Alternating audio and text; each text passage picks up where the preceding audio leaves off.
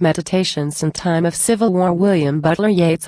Ancestral houses. Surely among a rich man's flowering lawns, amid the rustle of his planted hills, life overflows without ambitious pains, and rains down life until the basin spills, and mounts more dizzy high the more it rains, as though to choose whatever shape it wills, and never stoop to a mechanical or servile shape, at others' beck and call. Mere dreams, mere dreams. Yet Homer had not sung had he not found it certain beyond dreams that out of life's own self-delight had sprung the abounding glittering jet. Though now it seems as if some marvelous empty seashell flung out of the obscure dark of the rich streams, and not a fountain, were the symbol which shadows the inherited glory of the rich. Some violent bitter man, some powerful man called architect and artist in, that they, bitter and violent men, might rear in stone the sweetness that all longed for night and day, the gentleness none there had ever known. But when the masters buried mice can play, and maybe the great-grandson of that house, for all its bronze and marble, 's but a mouse.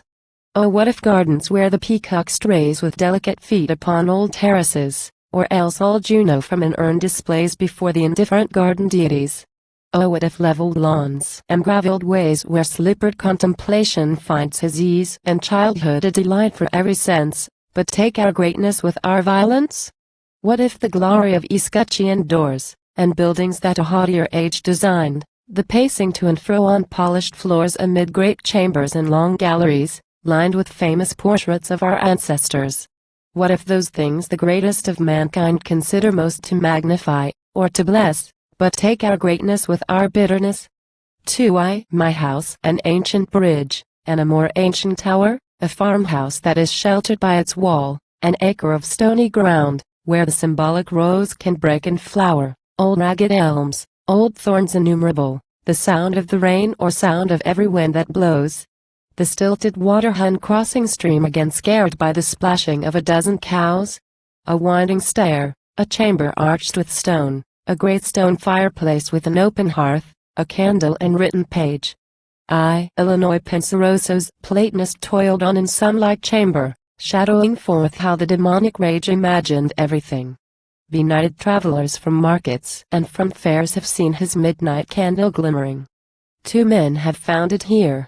A man at arms gathered a score of hours and spent his days in this tumultuous spot, where through long wars and sudden night alarms his dwindling score, and he seemed castaways forgetting and forgot. And I, that after me my bodily heirs may find, to exalt a lonely mind, befitting emblems of adversity.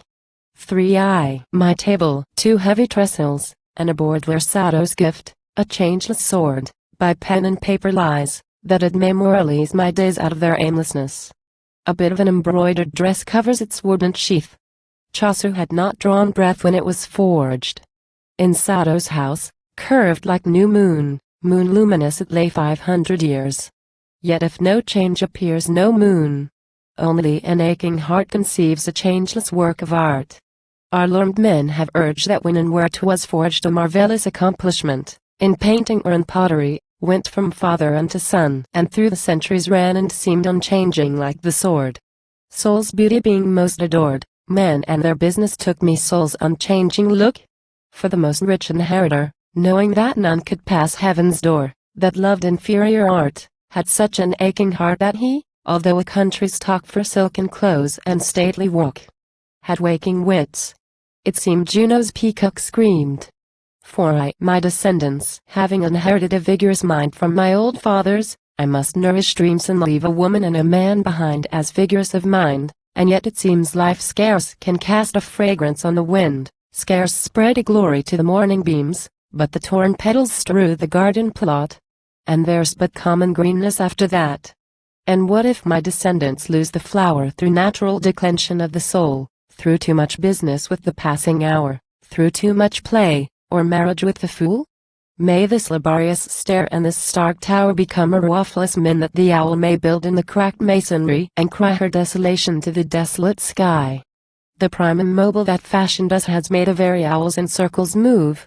And I, that count myself most prosperous, seeing that love and friendship are enough, for an old neighbor's friendship chose the house and decked and altered it for a girl's love, and know it ever flourish and decline these stones remain their monument in mine. The road at my door. An affable irregular, a heavily built Falstaffian man, comes cracking jokes of civil war as though to die by gunshot were the finest play under the sun. A brown lieutenant and his men, half dressed in national uniform, stand at my door, and I complain of the foul weather, hail and rain, a pear tree broken by the storm. I count those feathered balls of soot the moorhen guides upon the stream, to silence the envy in my thought, and turn towards my chamber, caught in the cold snows of a dream. 6. The stairs nest by my window. The bees build in the crevices of loosening masonry, and there the mother birds bring grubs and flies. My wall is loosening. Honey bees, come build in the empty house of the state. We are closed in, and the key is turned on our uncertainty. Somewhere a man is killed, or a house burned, yet no clear fact to be discerned. Come build in the empty house of the stair. A barricade of stone or of wood. Some 14 days of civil war. Last night they trundled down the road that dead young soldier in his blood. Come build in the empty house of the stair. We had fed the heart on fantasies, the heart's grown brutal from the fair.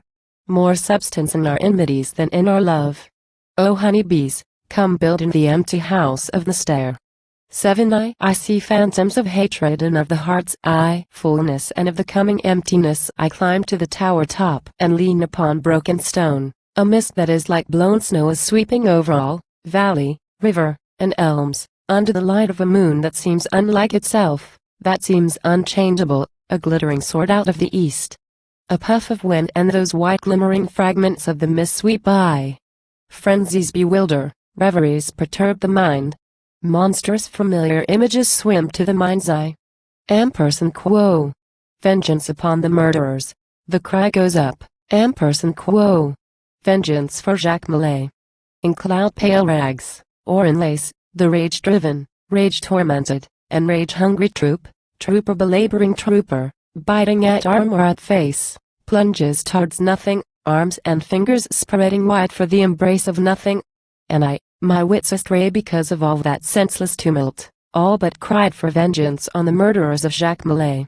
Their legs long, delicate and slender, aquamarine their eyes, magical unicorns bear ladies on their backs. The ladies close their musing eyes. No prophecies, remembered out of Babylonian almanacs, have closed the ladies' eyes. Their minds are but a pool where even longing drowns under its own excess. Nothing but stillness can remain when hearts are full of their own sweetness, bodies of their loveliness.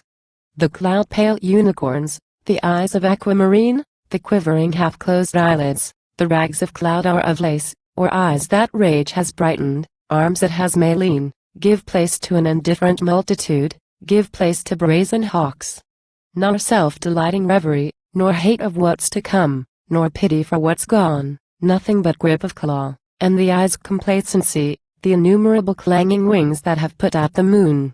I turn away and shut the door, and on the stair wonder how many times I could have proved my worth in something that all others understand or share.